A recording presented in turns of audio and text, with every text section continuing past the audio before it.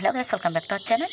আবার এসে গেছে নতুন ভিডিও নিয়ে, নতুন রান্নাঘরে নতুন উনান আর পুরানো সেই নর্মাল রান্নাগুলো নিয়ে আমি তোমাদের সামনে চলে এলাম। আসমা কিচেনে সবাইকে ওয়েলকাম জানাচ্ছি বন্ধুরা।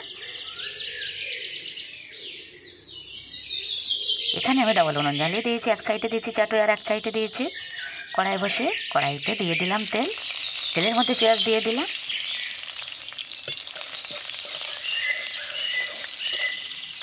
নাড়িয়ে নাড়িয়ে পেঁয়াজটা আমি লাল লাল করে ভেজে নেব।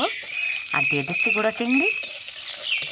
যে কোনো সবজির মধ্যে চিংড়ি দিলে কিন্তু তার টেস্টটা দ্বিগুণ বেড়ে যায়।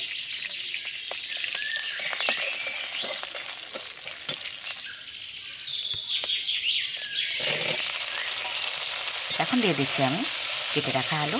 আজকে আমি বানিয়ে দেখাবো গুঁড়ো চিংড়ি দিয়ে ফুলকপি আলু। আর এখানে কিছু মাছও আমি অ্যাড করব। এখানে আমি কিছু পার্শে মাছ দিয়ে দেব, যেহেতু কিছু চিংড়ি দিয়েছি এজন্য ফুলকপির স্বাদটা দ্বিগুণ বেড়ে যাবে।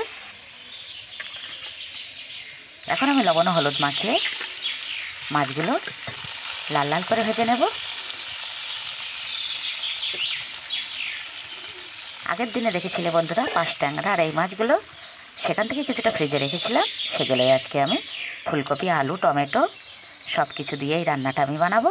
এখন আমি দিয়ে দিচ্ছি একটু লঙ্কা বাটা আর অল্প কিছু আদা বাটা। এখন দিয়ে দিচ্ছি পরিমাণ মতো হলুদ।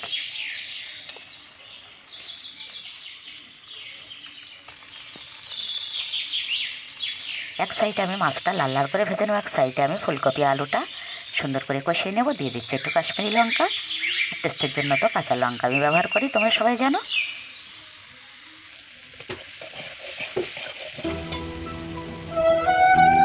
ফুলকপির মধ্যে কিন্তু আমি একটা টমেটো দিয়ে দেবো, টেস্টটা আরও সুন্দর হবে। মাছগুলো আমার সুন্দর করে ভাজা হয়ে গেছে। এখন আমি কুমড়ো বড়িটা ভেজে নেব।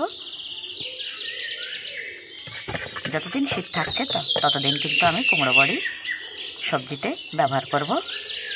ভীষণ পছন্দ আমার মাছ কুমড়ো বড়ি, এগুলো তো যে কোনো সবজিতে দিলে শীতের সবজি একেবারেই জমে যায়।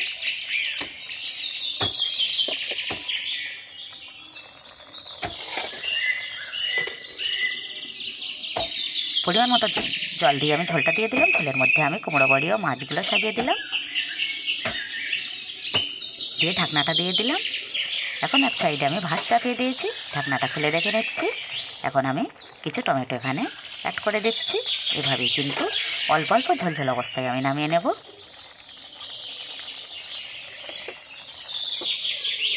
এভাবেই রান্নাটা আমি শেষ করব। যদি কিছু ভালো লেগে থাকে তাহলে চ্যানেলটি অবশ্যই সাবস্ক্রাইব করবে বন্ধুরা। আর শুরুতে কিন্তু ভিডিওটা দেখা শুরুতে একটা লাইক দেবে, আর একেবারেই যেন স্কিপ করবে না, ফুল ভিডিওটা দেখে নেবে। ঢাকনাটা হালকা করে আমি টমেটো দিয়ে দিলাম, তার কিছুক্ষণ পর আমি একটু জিরে মরিচের গুঁড়ো দিয়ে দিলাম, যাতে ফ্লেভারটা দারুণ আসবে। একেবারেই আমার আলু ফুলকপি টমেটো বাটা মাছ ও কচা চিংড়ি দিয়ে আমার ফুলকপি রান্না একেবারেই রেডি। গরমা গরম ভাতও আমরা খেয়ে নিচ্ছি।